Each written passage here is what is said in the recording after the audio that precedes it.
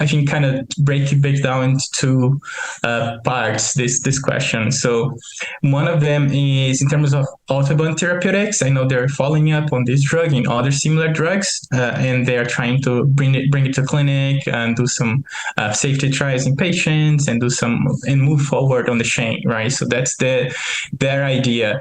I don't know necessarily that if that it will become a therapy that they plan on using in multiple sclerosis, because there are many other conditions in which there is loss of myelin that could benefit from these therapies. For example, there are developmental disorders like depression that is known to have malformed myelin and even some myelin loss in older patients.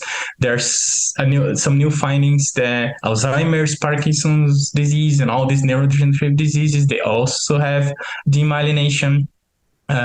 So there are many options of where this drug could be used, and hopefully it could benefit many people, right? Many patients.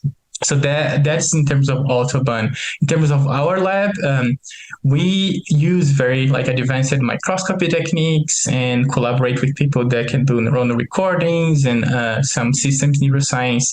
And our goal is really to understand at a deeper level how changes to myelin and to the cells that make up the myelin are affecting neuronal function and in general brain function. So that's, I think, a big goal of mine as a young scientist, is really understand how those cells are involved in causing some of the symptoms that we see in disease.